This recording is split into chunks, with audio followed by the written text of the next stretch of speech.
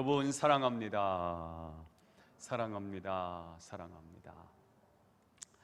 오늘 맥추절인데요. 오늘 굉장히 풍성한 감사절기가 됐습니다. 코로나 때문에 한 번도 걸음을 못 하셨던 우리 성영순 권사님이 오늘 자리에 함께 하셨습니다. 눈이 안 보이세요. 그래서 옆에 누가 앉아 있는지 큰 이렇게 물체로만 보이지 사람을 식별할 수 있는 그런 시력이 아니시거든요. 그래서 오늘 큰아드님이 여기까지 모시고 왔고요. 그리고 이제 돌아가실 때는 우리 김희숙 권사님이 모시기로 이렇게 말씀을 나누었는데요. 우리 오셨는데 우리 권사님 한 분 오셨는데 굉장히 풍성하네요. 우리 권사님 우리 격려의 박수 한번 해드리겠습니다. 권사님, 성영순 권사님 건강하시기를 축복하고요. 오셨는데 권사님 한 분 계시니까 굉장히 풍성해 보입니다. 감사하고요. 우리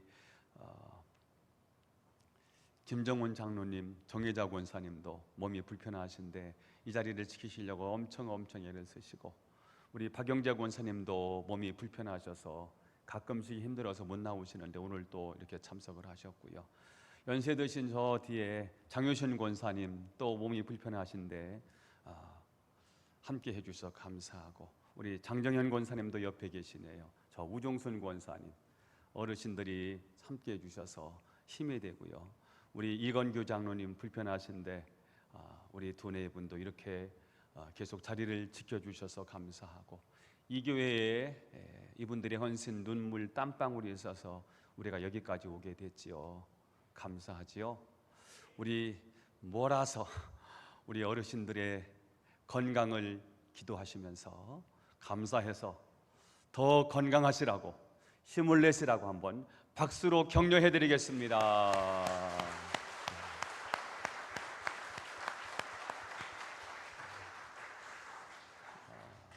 우리 심재기 권사님이 우리 아드님 덕분에 매주일마다 이렇게 예배를 드릴 수 있어서 얼마나 감사한지 모르겠습니다. 이 자리에 오늘 감사절인 것을 알고 기억해서 찾아오신 여러분 모두에게 하나님의 은혜, 하나님의 축복, 하늘의 문을 활짝 여시고 여러분의 곳간에 가득 채워주시기를 예수님의 이름으로 축원합니다. 지금 세계는 코로나 그리고 러시아 사태로 큰 경제적인 어려움을 당하고 있습니다. 힘들다 어렵다 하는 이 상황에서 우리는 맥주 감사절을 맞이했습니다. 우리가 이렇게 힘든데 꼭 맥주 감사절을 지켜야 되느냐, 감사절이 꼭 필요하느냐라고 물으시지만, 또 물으실 수 있지만 성경은 그럼에도 불구하고 너희가 감사하라고 말씀하셨습니다.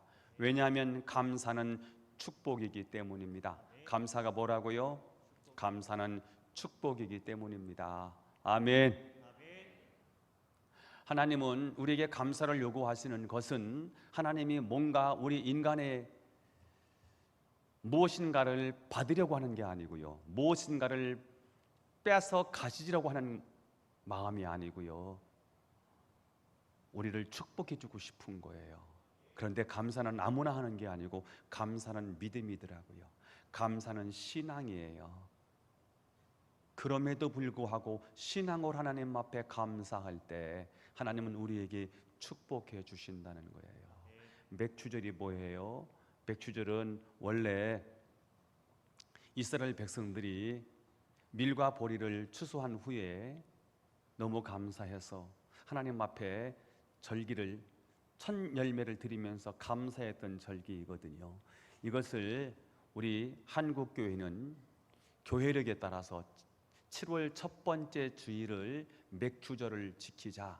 왜냐하면 상반기 감사, 지난 6개월 동안 지켜주시고 인도해 주신 하나님께 대한 감사를 드리자. 그래서 7월 10일 맥주절을 정해서 지키게 되고요, 첫 열매를 드리면 그 나중도 하나님이 책임져 주시고 축복해 주신다는 거지요. 감사는 신앙인데요, 감사가 신앙이고 감사함으로 축복을 받았던 인물들이 성경에 많이 소개됐는데, 특별히 다니엘이요, 하나님을 섬기면, 하나님 앞에 기도하면 사자굴에 들어가는 법령이 제정됐는데요, 생각해보니 너무 감사하지요. 핍박이 있어요. 죽음의 위협 앞에서 예루살렘을 향해서 창문을 열어놓고 감사의 기도를 드려요. 그 감사가 기적을 만들어내지 않습니까? 사자굴에 들어갔는데요, 하나님이 그 감사한 다니엘을 지키세요. 사자의 입을 봉하셨으므로 다니엘을 해치지 못하게 하면서 역전의 드라마를 펼쳐내는 이야기가 다니엘서 6장에 기록이 되고요, 욥이라는 사람은 엄청난 시련을 당합니다. 있는 재산을 다 날리고요, 부도난 겁니다. 자식들을 한꺼번에 다 잃습니다. 그리고 자기 몸이 만신창이 됩니다. 그럼에도 불구하고 욥은 거둬가신 분 하나님이시다, 나에게 주신 분도 하나님이시다, 그러니 하나님께서 하나님 것을 가져갔는데 그저 하나님을 내가 찬양할 뿐이고 그 하나님께 감사할 뿐이다 라고 했을 때 그의 믿음을 보시고요, 하나님께서 그에게 갑절의 축복을 마지막 장에 해주세요. 예수님은 수천 명을 앞에 놓고 설교하시는데 아침부터 시작됐던 집회가 저녁 끝까지 이어지는데요, 이들을 돌려보내야 되는데 예수님은 국률이 많으세요. 그냥 돌려보내실 수가 없지요.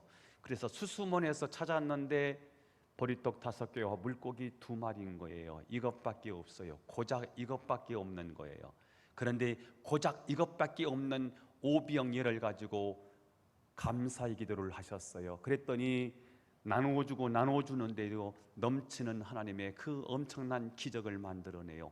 감사는 뭐냐? 감사는 신앙이고요, 감사는 무엇입니까? 감사는 축복이고요, 감사는 아무나 하는 게 아니고 감사는 누가 한다는 거지요? 감사는 믿음의 사람이 하는 거예요. 유명한 영국의 성경 주경학자였던 매튜 헨리는 이렇게 말했습니다. 시작. 모든 것에 감사하면 거기에 하나님의 축복이 더해진다. 그러나 반대로 원망과 불평은 빼기와 같아서 있는 것까지 빼앗기고 없어진다. 자, 우리가 복을 지속적으로 누리기 위해서는요, 감사하면 되겠네요. 감사를 많이 하면 되겠네요. 감사가 생활화되고 감사가 범사가 되고 감사가 되고요, 감사가 늘 일상에 된다고 하면 그 사람은 정말 축복의 구덩이에 들어갈 수 있겠지요. 자, 그러면 오늘 본문은 감사가 생활화되기 위해서 우리가 회복해야 할 중요한 요소를 말씀하고 있습니다. 그것이 무엇일까요? 바로 자족하는 삶입니다. 자, 빌립보서는 옥중 서신으로 알려져 있고요, 사도 바울은 그런 감옥에서 뭐라고 고백하느냐? 11절에 이렇게 고백하고 있습니다. 시작. 내가 궁핍함으로 말하는 것이 아니니라. 어떠한 형편에든지 나는 자족하기를 배웠노니. 자, 내가 궁핍함으로 말하는 것이 아니다라는 말은 사실은 사도 바울이 감옥에서 궁핍하다는 말이에요. 감옥에는 입는 것, 먹는 것 다 부족해요. 궁핍한 곳입니다. 바울은 그곳에서 뭐라고 고백한다고요? 어떠한 형편이든지 나는 자족하기를 배웠다라고 말하고 있습니다. 그 자족을 지금 누리고 있는 거예요. 누가 누리고 있습니까? 많이 가진 사람이 아니에요. 지위가 높은 사람이 아니에요. 온몸이 얻어맞아서 피투성이가 되고 뼈마디가 시리고 더러운 음식을 먹어가면서 매일 지옥 같은 삶을 살고 있는 사도 바울이 자족을 누리고 있는 것입니다. 자족은 무엇입니까? 감사의 베이스예요. 진짜 감사가 풍성해지려고 하면 자족할 수 있어야 되는 거더라고요. 감사는 뭐라고 했지요? 축복이에요. 감사가 축복이라면 늘 감사하면 좋겠네요. 범사에 감사하면 좋겠네요. 늘상이 감사이면 좋겠네요. 아니, 감사가 생활화되면 좋겠네요. 그런데 그 감사의 최적의 환경이 뭐라는 거지요? 자족이라는 거네요. 오늘 사도 바울은 감옥에서 자족을 누리고 있네요. 자, 그러면 오늘 두 가지 얘기를 할 건데요. 사도 바울은 어떻게 자족할 수 있었을까? 오늘 본문에서 자족의 비결 두 가지를 이야기를 하고 있는데, 첫 번째입니다. 사도 바울은 예수님으로부터 자족의 비결을 배웠습니다. 자족의 비결, 자족할 수 있는 이유, 예수 안에서. 12절을 읽겠습니다. 12절 시작. 나는 비천에 처할 줄도 알고 풍부에 처할 줄도 알아. 모든 일 곧 배부름과 배고픔과 풍부와 궁핍에도 처할 줄 아는 일체의 비결을 배웠노라. 자, 여기 배웠다는 말은 혼자 깨달았다는 말이 아니고요, 수동태입니다. 누군가에게 이 비결을 배운 겁니다. 누구에게 배웠을까요? 비천에도 처했고 궁핍에도 처했고 배부름과 배고픔, 풍부와 궁핍에도 처했던 분이 누구이신가요? 그분이 저와 여러분의 주님이시지요. 하나님과 동등됨을 취할 정도로 풍부하신 그분이 비천한 몸으로 이 땅에 오셨어요. 말구에 오신 거니까요. 그리고 비천한 동네에 사셨어요.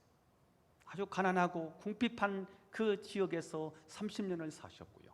그리고 공적 사역을 하시면서도 예수님은 부자, 풍부한 사람들, 지위가 있는 사람들을 만나기보다는 가난한 사람들, 힘든 사람들, 없는 사람들, 약자들, 죄인들과 함께 하셨어요. 그리고 최고의 비천한 자리, 그게 바로 십자가의 죽음의 자리에 가 계셨어요. 최고의 비천 중에 비천은 십자가의 죽음의 자리죠. 자, 그런데 그분이 부활하셔서 놀라운 풍부를 경험하셨습니다. 즉 예수님은 우리가 겪게 될 모든 풍부와 궁핍을 한 몸으로 보여준 분이셨습니다. 우리가 아무리 힘들고 어려워도 온몸에 채찍을 맞고 창에 찔리고 십자가에서 비참하게 죽는 것보다 더한 궁핍이 어디 있겠습니까? 그러나 그렇게 궁핍한 삶에 처한 예수님이 3일 만에 부활하셨습니다. 그것은 모든 궁핍을 뛰어넘는 하나님의 풍부가 그분에게 있다는 것입니다. 그것을 오늘 사도 바울은 배웠다는 것입니다. 그래서 사도 바울은 어떠한 형편이든지 그가 지금 감옥에 있지만 그럼에도 불구하고 자족할 줄 아는 사람이 되었다는 것입니다. 자족하다는 거예요. 어디에서 말입니까? 감옥에서요. 없어요. 모자라요. 궁핍해요. 칠흑 같은 감옥에서 외로움과 싸워요. 고독과 싸워요. 절망이, 좌절이, 죽음을 목전에 두고 있어요. 죽음의 위협이 느껴지고 있는 그 자리에서 사도 바울은 자족한다고 말하고 있습니다. 그가 자족할 수 있었던 이유는 무엇일까요? 그리스도 안에 있었다는 거예요. 예수님 안에 있었다는 거예요. 그것을 13절에서 이렇게 고백해 주고 있습니다. 시작. 내게 능력 주시는 자 안에서 내가 모든 것을 할 수 있느니라. 사도 바울은 여러 서신서에서 그리스도 예수 안에서라는 말을 굉장히 많이 했습니다. 예수 안에서, 그리스도 예수 안에서, 그리스도 예수, 그리스도 예수, 예수 그리스도 안에서, 이런 고백을 굉장히 많이 했습니다. 자, 그런데 오늘 본문에서는 내게 능력 주시는 자 안에서라고 표현을 하고 있습니다. 여기서 능력은 어떤 능력을 말합니까? 설명을 했었지요. 슈퍼맨이 아니라고요. 탁월함이 아니라 초월함이다 라는 소개를 해드렸습니다. 모든 일, 곧 배부름과 배고픔과 풍부와 궁핍에 처할 때 어떻게 그것을 감당하고 어떻게 그것을 견디고 어떻게 그 사건을, 그 힘듦을, 그 궁핍을 해석해내는지를 알려주는 능력, 이것이 바로 초월의 능력, 오늘 본문에서 말하고 있는 내게 능력 주시는 자 능력입니다. 아무리 궁핍하고 배고프지만 그분 안에서는 나는 궁핍을 넘어서서 풍부에 처할 것이다. 그분 안에 나는 어떤 삶도 만족할 수 있다. 어떤 현실도 나는 살아갈 수 있다. 이게 자족의 능력이었습니다. 존 맥어더 목사님이 쓰신 자족 연습이라는 책에서 이런 내용이 소개되었습니다. 시작. 잘못된 상황 때문에 망하는 사람은 없으나 잘못된 대응으로 망하는 사람은 많다. 그렇습니다. 우리는 궁핍이라는 상황 때문에 망하는 것이 아니라 궁핍한 상황에 잘못 대처하기 때문에 망합니다. 바울은 자기에게 주어진 어떤 상황에서도 내게 능력 주시는 자 안에서 자족하기를 배웠다고 했습니다. 이것이 사도 바울의 위대함이지요. 사건이 일어났을 때 그 사건을 보는 눈이 중요하고요. 어떤 문제가 터졌을 때 문제를 해석해내는 능력이 더 중요하고요. 그런데 오늘 사도 바울은 예수 안에 있었더니, 내게 능력 주시는 자 안에 내가 있었더니 그것을 해석해내는 능력이 내게 있더라는 거예요. 주님 안에 있는 거예요. 에베소서 6장 10절을 읽어보겠습니다. 에베소서 6장 10절 시작. 끝으로 너희가 주 안에서와 그 힘의 능력으로 강건하여지고. 자, 이 구절에서 강건하여지고라는 단어가 가장 눈에 띄겠지만 더 중요한 단어는 강건해진다는 결과보다는 그것이 가능하도록 하는 주 안에서, 그리고 그 힘의 능력으로라는 단어가 더 중요합니다. 그렇습니다. 우리는 주님 안에서 능력 주시는 주님 때문에 자족할 수 있습니다. 그 자족은 우리로 하여금 지금까지 나를 지켜주시고 인도해 주신 하나님께 감사를 드릴 수 있는 최적의 환경입니다. 없다고, 없는 것 때문에 원망하고 불평하고 살면 하나님의 축복을 잃어버릴 거예요. 그러나 없지만 그것에 은혜로 알고 자족할 수 있다면, 그래서 감사할 수 있다면 그 감사는 축복으로 바뀌는 것입니다. 저는 여러분이 자족의 마음으로 진정한 감사를 회복하시기를 바라고, 매사를 감사로 해석하시고, 그리고 여러분의 삶의 마무리를 감사로 마무리하셔서 진짜 축복의 사람이 될 수 있기를 예수님의 이름으로 축원합니다. 두 번째 이야기입니다. 감사할 수 있는 베이스가 뭘까? 자족이네요. 오늘 사도 바울은 감사할 수 없는 삶의 자리에, 감옥이에요. 거기서 자족할 수 있는 비결을 배웠네요. 첫째는 예수님 안에, 능력 주시는 자 안에 있다는 거예요. 그게 자족의 비결 첫 번째고, 두 번째는 성도들이 베푸는 진솔한 사랑과 정성을 통해 자족을 몸소 체험했습니다. 우리는 첫 번째만 중요하게 생각하지 두 번째를 그냥 건너먹었거든요. 근데 오늘 자족의 체험은 어디서 하느냐? 감옥에서. 어떻게? 성도들이 베푸는 사랑과 정성을 통해서 채워지는 거예요. 그래서 더 필요 없대요. 사랑이면 된다는 거예요. 18절을 넘어가 보겠습니다. 18절 시작. 내게는 모든 것이 있고 또 풍부한지라 에바브로디도 편에 너희가 준 것을 받음으로 내가 풍족하니 이는 받으실 만한 향기로운 제물이요 하나님을 기쁘시게 한 것이라. 자, 감옥은 어떤 곳이지요? 감옥은 춥고 배가 아프고요, 지저분하고 먹을 것이 없고요, 살벌한 현장입니다. 자, 그런데 사도 바울은 그곳에서 뭐라고 고백하는 것입니까? 내게는 모든 것이 있다라고 고백합니다. 그런데 여러분, 있기는 뭐가 있겠습니까? 그런데 오늘 사도 바울이 내게는 모든 것이 있다고 말한 이유가 무엇일까요? 이 장면을 어떤 주경학자가 이렇게 해석했습니다. 영수증적 해석이다, 영수증적 설명이다, 영수증적 표현이다 라고 소개를 해 주었습니다. 다시 말하면 빌립보 교인들이 보내준 것을 잘 받았다는 말이라는 거예요. 빌립보 교회는 오늘날의 규모가 아닙니다. 작습니다. 가정교회입니다. 다 가정교회들이지요. 남을 도울 수 있는 형편이 되는 교회가 아닙니다. 자, 빌립보 교회는 사실은 형편없는 교회입니다. 몇 명이 모여서 가정에서 드리는 예배, 고작 그런 교회입니다. 자, 그런데 그들이 바울이 감옥에 갇혔다는 소식을 듣고 사랑하는 마음을 담아서 최선을 다해서 헌금을 해서 그 헌금을 모아서 감옥에 갇혀 있는 사도 바울에게 건네준 것입니다. 아마 약간의 옷일 것이고 약간의 사식을 감옥에 넣어 주었을 것입니다. 자, 그런데 그 정성을 받은 사도 바울이 뭐라고 고백하는 것입니까? 내게는 모든 것이 있고 또 풍부합니다 라고 고백을 하고 있습니다. 사실은 그는 풍족하지 않습니다. 굉장히 부족한 현실입니다. 그런데 어떻게 그는 모든 것이 다 있다, 풍족하다라고 말할 수 있었을까요? 이것이 바로 관계에서 오는 풍요입니다. 감옥은 얼마나 예로운 곳입니까? 없어요. 칠흑 같은 어둠이 깔려 있어요. 밑에서는 물이 흐르고요. 지저분하고 벌레들이 막 기어 다닐 거고요. 화장실도 거기 있기 때문에 냄새도 고약하고요. 먹을 것도 없고요. 게다가 사도 바울은 사형 선고를 받았습니다. 죽음을 앞두고 있을 거예요. 파리 목숨이죠. 그런데 사도 바울이 하는 말이 뭐예요?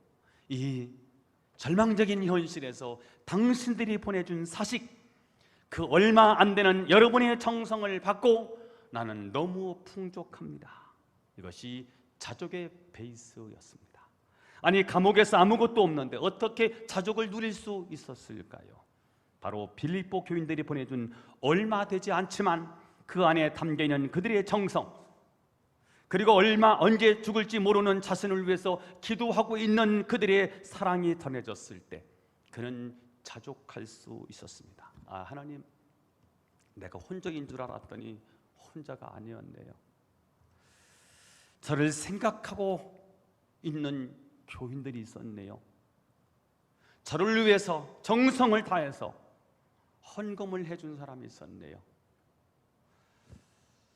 아무도 알아주지 않고 감옥에 갇혀서 혼자 외로움, 고독과 싸우고 있는 나를 향해서 기도해주고 있는 빌립보 교회 성도들이 있었네요. 하나님, 이 아름다운 관계가 있으니 저는 만족합니다.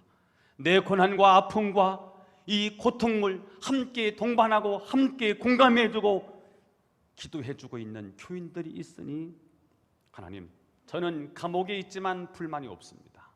여기서 저는 행복을 누릴 수 있습니다. 그들의 사랑이, 그들의 넉넉한 정성이 나에게 전달되었으니 그 사랑으로 저는 촉합니다. 자족이 온 거예요. 여러분, 군대 가 있을 때 살아가는 의미를 언제 가장 느끼는지 아십니까? 군사 우편이 전달될 때예요. 훈련을 받다 보면 굉장히 어렵지요. 그런데 조교가 누구 이름을 호명을 하면서 집에서 왔던 친구가 왔던 사랑하는 애인이 보냈던 그 편지를 받으면요, 그 편지가 그렇게 행복하게 만들어줘요. 특히 여자친구로부터 편지를 받습니다. 편지를 뜯어보면 그 내용은 사실 별 내용이 없어요. 오늘 학교 갔다 왔대요. 누구 만났대요. 그리고 되게 생각난대요. 그 정도예요. 그 이상은 또 없지요. 뭐 특별한 소식이 없어요. 그런데 이 편지를 받고요, 젊은 우리 아이들이 감동을 합니다. 감격해 합니다. 살아갈 의미가 없는 곳에서 그 한 통의 편지는 그 무엇보다도 가슴을 따뜻하게 채워주고 엄청난 힘과 에너지를 가져다 줍니다. 이것 하나면 아무리 험한 군대 생활도 다 할 수 있을 것 같습니다. 기라면 기고요, 엎드리라면 엎드리고요, 갔다 오라면 갔다 오고요, 올라가라면 올라가고요, 뛰어가라면 뛰어갑니다. 여러분, 힘든 인생을 버티게 해주는 것이 무엇일까요? 많은 돈, 성공, 부귀, 영화, 지위 아닙니다. 진심이 담겨있는 사랑, 진심이 담겨있는 위로, 그것으로 우리의 빈 마음이 가득 채워지거든요. 그것 있으면 자족하는 거예요. 그것 있으면 행복한 거지요. 설교는 30분을 들어도요, 나를 향한 이야기가 아니면 한마디도 들려오지 않아요. 그런데 너무 힘들어서 찬양도 못하고 기도도 못하고 그냥 허느끼다가 일어났는데 누군가가 한 분이 밝게 웃어주면서 힘들죠. 저도 힘들어요. 그런데 우리 함께 힘내요. 화이팅! 이 한마디가 얼마나 큰 힘이 되는지 몰라요. 오늘 처음 오셨어요? 커피 한잔 하고 가세요. 이 한마디 때문에 그 사람이 마음의 문이 열려서 교회에 등록했다는 거예요. 사실 우리를 감동시키는 것은 거창한 뭔가가 아니에요. 때로는 한마디의 위로가, 때로는 한마디의 터치, 그게 우리의 빈 마음을, 허한 마음을 가득 채워주게 되는 거예요. 지금 사도 바울은 감옥에서 나 이러다가 개죽음 당하는 거 아닌가, 이런 두려움이 밀려오고 있을 때 갑자기 빌립보 교회에서 에바브로 디도 편으로 사랑이 전달됩니다. 우리가 당신을 위해서 기도하고 있고, 우리가 당신을 위해서 헌금을 했고, 당신을 위해서 이 정성을, 긴 거리를, 고생을 마다하지 않고 이곳까지 왔습니다 라는 말을 듣습니다. 사도 바울은 그 순간 다른 것이 다 필요 없고 그 사랑 때문에 난 만족합니다, 나는 행복합니다, 나는 자족합니다 라고 말을 하고 있습니다. 여러분, 그 마음이, 저와 여러분에게 그 마음이 있는지요? 요즘 경제적으로 너무 힘들어요, 어려워요. 물가는 왜 이렇게 치솟는지 모르겠습니다.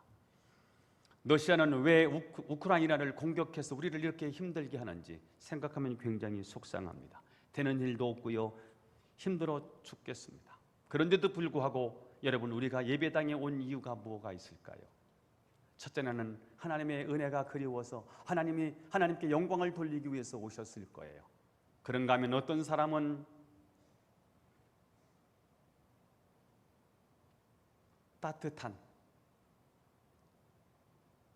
어떤 권사님 아니면 목자의 따뜻한 사랑 때문에, 그분의 권면 때문에 오늘 이 자리에 앉아 계신 분도 혹시 있을 수 있을 것이에요. 권사님의 혹은 집사님의 그 따뜻한 용기를 주는 그 한마디 때문에 내가 이 교회에 등록하게 됐어요, 내가 이 교회에 다니게 되었어요 라고 하는 사람들이 많아질수록 우리 교회는 진짜 행복한 공동체가 될 수 있습니다. 저는 여러분이 이 교회를 따뜻한 교회, 행복한 교회, 넉넉한 교회, 풍요로운 교회, 그런 교회를 만들어내는 진짜 하나님의 사람들이 될 수 있기를 예수님의 이름으로 축원합니다. 자, 우리가 서로 격려가 있고 위로가 있고 따뜻한 포옹이 있고 안아줌이 있고요, 그래서 너무 좋아요. 그런데 우리끼리만 좋으면 그건 친목 모임에 지나지 않아요. 그것은 진짜 궤 모임에 지나지 않아요. 등산 동아리에 지나지 않을 거예요. 그런데 우리가 서로 정성을 다하고 사랑한 것이 뭐라고 지금 해석을 하고 있느냐? 18절에 이렇게 되어 있지요. 후반절입니다. 시작. 이는 받으실 만한 향기로운 제물이요 하나님을 기쁘시게 한 것이라. 아니, 사람을 도운 일입니다. 사람에게 정성을 표현한 일입니다. 이것이 하나님이 받으실 만한 향기로운 제물이요 하나님을 기쁘시게 하는 것이라고 말씀하고 있습니다. 다시 말하면 사도 바울을 섬긴 것이 하나님께 영광이 됐다는 거예요. 우리가 하나님께만 예배드리고 하나님께 예배만 잘하면 되지, 하나님의 종에게 그렇게 할 필요가 있어? 그렇지 않더라고요. 제가 제주도에 있을 때 선배 목사님이 전화를 주셨어요. 애원 사역을 하시는 외국인 강사님을 초청했으니 금요일 1일 성령 집회에 참석을 해라, 그러면서 비행기 티켓을 보내주셨어요. 그래서 저는 그 집회에 참석을 하게 됐습니다. 특이한 점은 보통 줄을 서서 한 사람 한 사람 예언을 해주는데 이분은 외국 사람이고 통역이 있었어요. 노래를 부르시면서 예언을 하시는 분이었는데 보통은 줄 서서 예언을 받거든요. 그런데 이분은 앉아 있는데 이분이 한 사람씩 픽업을 한 거였어요. 나오세요, 나오세요. 이렇게 해서 한 사람 한 사람 예언을 해주는데요. 저는 이름이 안 불려졌습니다. 그랬더니 그 선배 목사님이 저를 들여다놓고 저도 예언을 해 주었어요. 그러는 가운데 저 맨 끝에서 출입문에서 서 있는 부목사님이 계셨는데 그 목사님을 앞으로 나오라고 해서 그분에게 예언을 하시는데 어떻게 예언을 했느냐? 제가 그 부목사님을 너무 잘 아는데요. 이렇게 예언을 했습니다. 착하고 충성된 종아, 네가 작은 일에 충성을 다했구나. 이제 내가 너에게 사역을 맡길 것이다. 내가 네 사역의 문을 열 것이다. 비행기를 타고 갈 것 같다. 교인들이 꽤 많이 모여있는 곳에 네가 담임 목사가 될 것이다. 저는 이 예언을 듣고요, 저 목사님이 12년 동안 부목사 생활을 하더니 결국은 해외로 선교사로 하나님이 보내시는가 보다라고 생각을 했습니다. 그런데 1년이 지나서 그 목사님이 저희 제주 반석교회 담임이 되셨습니다. 그 부목사님은 담임 목사님을 위해서 죽으려 하면 죽는 신용까지 할 정도로 정말 그 담임 목사님에게 충성을 다하는 분이었어요. 그 담임 목사님이 유명한 부흥 강사하셨기 때문에 이곳저곳에 불려다니는데 어떤 때는 밤 12시에 돌아오시면요 12시까지 퇴근하지 않고 그 담임 목사님을 기다렸다가 그 담임 목사님을 맞이하고 그리고 퇴근을 해서 잠을 잠깐 자고 새벽에 4시 반에 또 나오는 정말 충성스러운 목사님이셨어요. 저는 그분에 대해서 항상 이런 생각을 했습니다. 교회를 위해서 충성하는 것도 아니고 하나님을 위해서 충성한 것도 아니고 사람에게 충성한 게 뭐 그렇게 대단할까? 항상 제 마음속에 그런 생각을 하고 있었습니다. 그런데 이 사건을 통해서 하나님이 이렇게 저를 깨닫게 해 주셨습니다. 주의 종에게 한 것이 하나님의 향기 나는 제물이요 하나님을 기쁘게 하는 것이다. 제가 그날 이후로 하나님만을 위한다면서 사람에게 불충했던 것에 대해서 굉장히 후회했습니다. 그분은 정말 지금도 그래요. 정말 충성하는 분이에요. 저는 사람에게 충성하는 것은 아무것도 아니고 하나님에게 충성하는 것이라고 충성해야 된다고 생각했는데 그러면 하나님에게 충성하는 게 뭐냐? 모르겠어요. 그런데 하나님에게 충성하는 것을 보여주었어요. 그분은 자기의 담임 목사님에게 정말 그렇게 충성을 했는데요. 하나님이 길을 열어가시더라고요. 여러분 혹시 하나님을 섬긴다는 이유로 하나님의 사람을 불충히 여겼다면 오늘 여러분들의 생각을 좀 수정하셔야 될 겁니다. 여러분의 마음을 좀 바꿔보셔야 될 겁니다. 그러면 이것이 왜 그렇게 중요하냐? 축복은 축복권자의 감정을 타고 흘러가기 때문에 그렇습니다. 축복은 축복권자의 감정을 타고 흘러가요. 사도 바울은 이 부분에 있어서 명쾌한 해답을 주고 있는 거예요. 채워지지 않는, 모자른, 궁핍한, 정말 가난한 그런 상황에서 사도 바울이 자족할 수 있었던 비결, 그가 늘 감사가 생활화될 수 있었던 비결, 그에게는 자족이라고 하는 감사의 최적의 환경을 가지고 있었어요. 자족할 수 있는 여건, 그것은 예수 안에서. 두 번째는 성도 간의 사랑과 섬김, 정성, 이것을 통해서 채워짐으로 자족의 비결을 배웠다는 거예요. 그래서 감사할 수 있었다는 거예요. 자, 빌립보 교인들이 사도 바울을 이렇게 넘치게 도왔을 때 어떤 일이 벌어지느냐? 사도 바울은 이 빌립보 교인들을 그냥 있을 수가 없었어요. 그래서 축복할 수밖에 없었지요. 이게 19절에 나옵니다. 읽어보겠습니다. 시작. 나의 하나님이 그리스도 예수 안에서 영광 가운데 그 풍성한 대로 너희 모든 쓸 것을 채우시리라. 자, 사도 바울을 위해서 마음과 뜻을 모으고 사랑을 향한 자들에게 어떤 축복을 하고 있느냐? 그리스도 예수 안에서 영광 가운데 그 풍성한 대로 너희 빌립보 교인들 너희 모든 쓸 것을 채우시리라. 축복입니다. 채워주시는 분이 누구란 말이지요? 나의 하나님이, 내게 풍성케 하신 하나님이 너희 모든 쓸 것을 채우시리라. 내가 너희를 도왔어. 내가 너희들에게 갚을 능력은 없어. 그러나 나보다 훨씬 크신 분이 너희 쓸 것, 너희 필요, 너희의 모든 쓸 것을 채우실 거야. 그분이 나의 하나님이셔. 그분이 내 사역 가운데 수많은 우익 가운데 나를 공급하시고 힘을 주시고 역전케 하신 그 하나님이신데 그 하나님이 너의 필요를 채워주실 거야. 이게 축복권자의 축복입니다. 설교 준비를 하면서 야곱이 자기 자식들을 축복하는 이야기 가운데 요셉을 축복하는 장면이 찬양 가사로 만들어졌더라고요. 그것을 보겠습니다. 너는 담장 너머로 뻗은 나무 가지에 푸른 열매처럼 하나님의 귀한 축복이 삶에 가득히 넘쳐날 거야. 축복한 거예요. 너는 어떤 시련이 와도 능히 이겨낼 강한 팔이 있어 전능하신 하나님 언제나 함께 하시니 언제나 함께. 너는 하나님의 사람, 아름다운 하나님의 사람.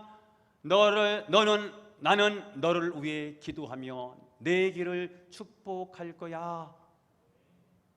너는 하나님의 선물, 사랑스러운 하나님의 열매, 주의 품에 꽃피운 나무가 되어줘. 그렇게 축복하는 거예요. 저는 여러분을 축복해요. 이렇게 축복해요. 여러분들을 위해서 기도할 거예요. 여러분들이 잘 될 것을 축복할 거예요. 여러분들이 형통한 삶을 살 것을 축복할 거예요. 여러분 축복하는 은혜를 주었어요. 여러분 누군가가 여러분에게 정성을 보였나요? 누군가가 여러분에게 사랑을 표현해 주었나요? 여러분들에게 누군가가 좋은 말을 해 주었습니까? 그러면 이렇게 한번 축복해 주시면 좋겠어요. 나의 하나님이 당신에게 그리스도 안에서 그 모든 영광 가운데 그 풍성한 대로 당신의 쓸 것을 채우실 것입니다. 창조주 하나님, 역사를 섭리하시는 나의 하나님이 나를 만족해 하셨습니다. 그 하나님이 당신을 넉넉히 채울 것입니다.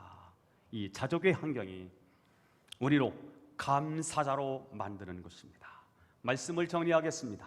감사는 축복입니다. 감사가 축복이라면 우리는 늘 감사해야 되겠지요. 아니, 감사가 생활화되어야 하겠습니다. 감사하면 축복합니다. 감사는 축복입니다. 감사, 축복입니다. 그러면 감사가 생활화되기 위한 환경 두 가지를 말하고 있습니다. 하나는 자족인데, 자족은 두 가지 요소가 필요하다고 사도 바울이 설명을 해주고 있습니다. 하나는 예수 안에서이고요. 또 하나는 사랑입니다. 사랑. 그래서 저는 늘 인사하면서 제 인사 속에 목회 철학을 담았다라고 항상 하면서 제가 여러분 사랑합니다. 목사가 해야 되는 일이 성도를 사랑하는 일이고요. 목사만 성도를 사랑하는 게 아니라 성도도 목사를 아낌없이 사랑해주는 관계. 그때 우리는 자족할 수 있더라고요.